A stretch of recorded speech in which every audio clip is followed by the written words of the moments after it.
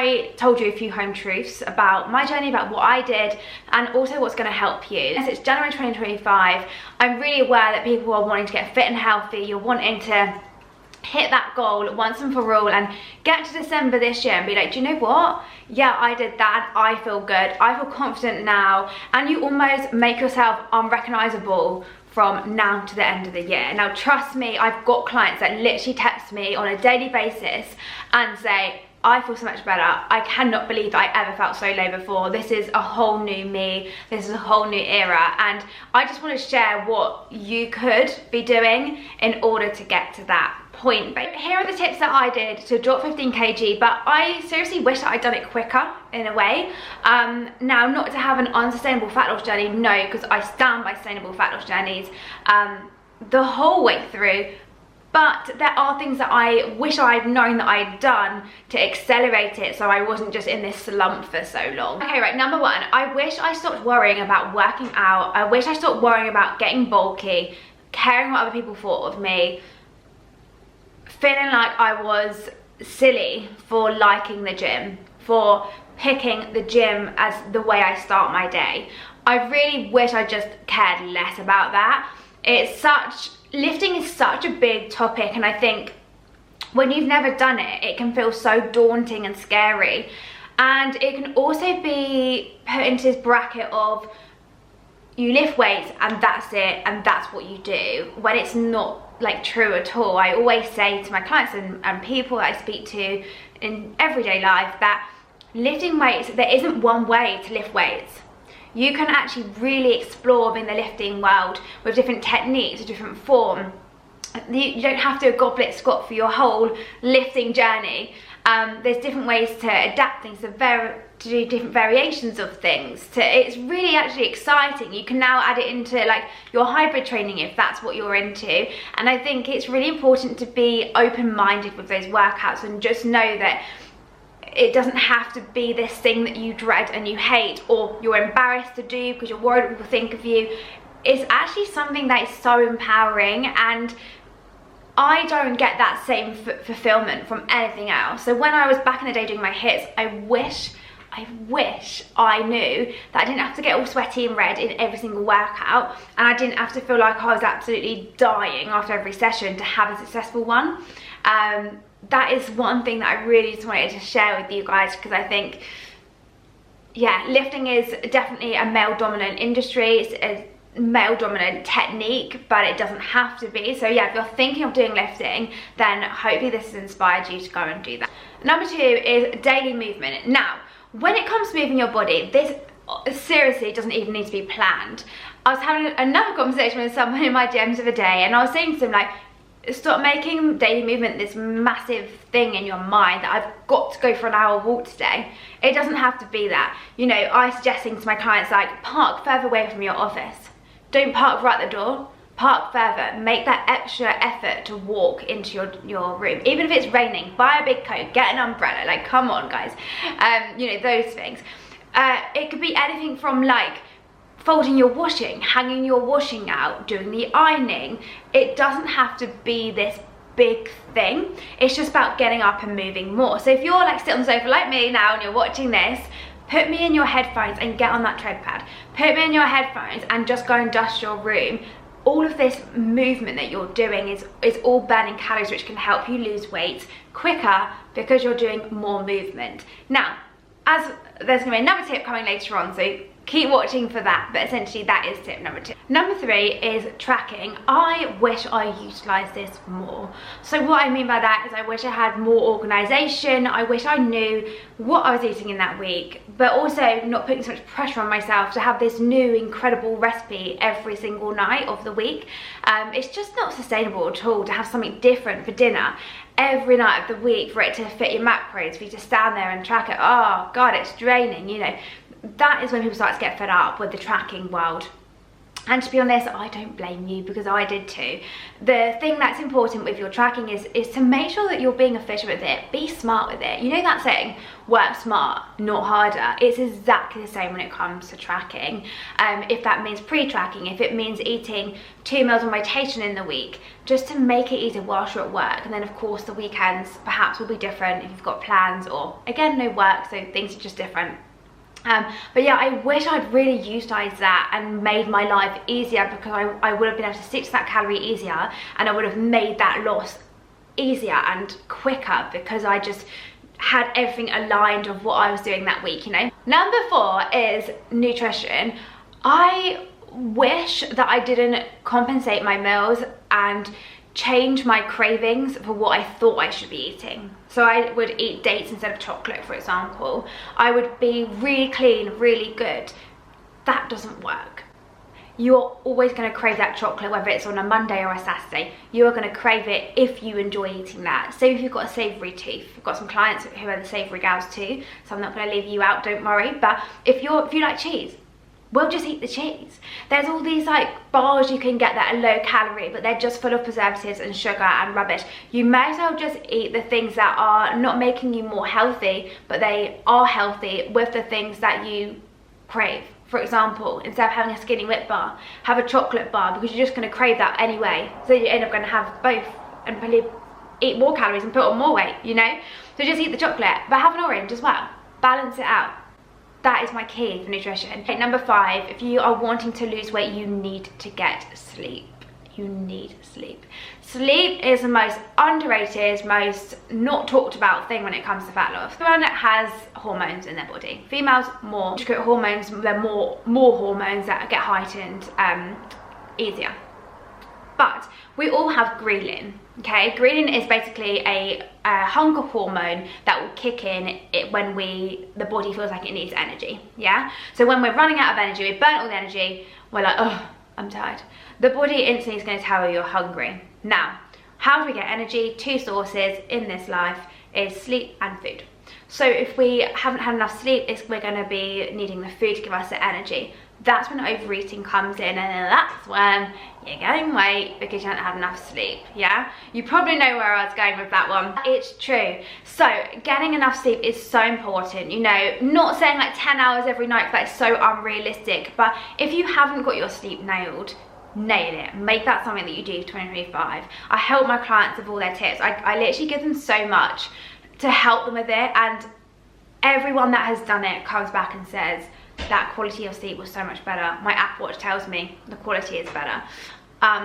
Honestly, yeah, work on your sleep. Promise me, because then your body won't be as hungry the next day, because you've got more energy from the sleep that you've had, rather than using the food to give you energy when it's going over your calorie. Back into the lifting for number 6, and that is, do not be afraid to lift heavy. I don't recommend going in the gym and just zooming up to the 100k deadlift, like absolutely not. But what I do recommend doing is going and exploring your 1 rep max. So this is basically all you can lift for 1 rep. That's it, okay? So explore that. What is that? Then you need to subtract from that number so you know what your like maintenance kg is for the rest of your set. I've worked with many and I've helped loads of women escape that bracket where they just kind of get to like 30 kg hip thrust and kind of roam around there for a bit, 10 kg like bent over row, for example, just throwing in some random ones now. And I've helped them go from that to lifting so much heavier. My client texts me, I just did 180 kg leg press, and she's not bulky, she's not looking like a man, she is looking strong, she's looking healthy, she's looking fit, and not only that, she is making lifestyle factors in her life easier. Another client of mine went skiing. She said, I'm so much fitter, I'm so much healthier, I feel good, which was just amazing, and it makes me feel so happy. Able to enjoy her skiing more because she was out on the slopes for longer. She got her money's worth. So it's those things. Lifting is the fundamental thing for growth in life. I'm just going to go into one more thing because I'm really passionate about lifting, and that is my nan. My nana is 99, and she, oh bless her, she has got her memory, she has got her eyesight, and she has got her ears.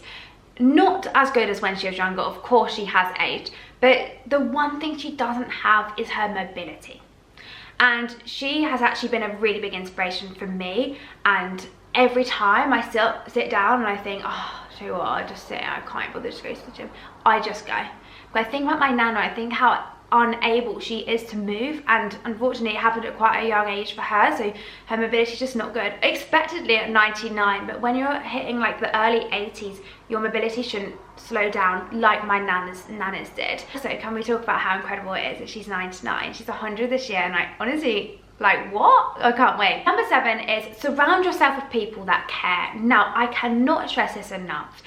Not all of us have families, not all of us have big friendship groups, me included. But what I mean by this is just people that you speak to daily, whether that's your neighbour, whether that's someone that you see in the gym, whether that's someone you see in the coffee shop daily. For me, I speak to the coffee shop manager every time that I'm in there. I will speak to my neighbour at least once a day. When I go on a walk, I always have this lady that I talk to about our dogs. There's people in my life that I speak to, and these people have got the same energy as you, and I think that's really important to help you out. I found my connection with someone that I go to the gym with, or I see in the gym at least, because we're both Scorpios, so we've got the same relationship.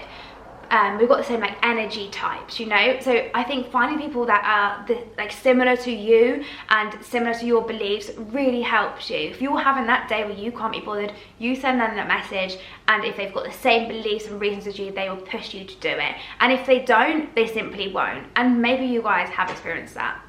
You may have experienced it, someone that's like, oh, do you have to go to the gym today?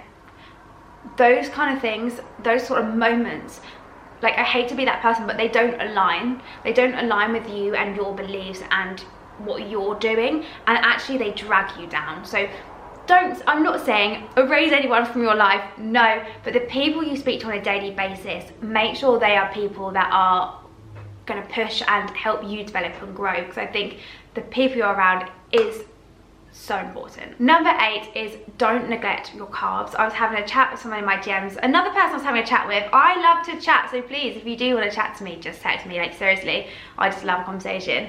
I talk to my dog all day, so it's nice to talk to a real human. But yeah, don't neglect your carbs.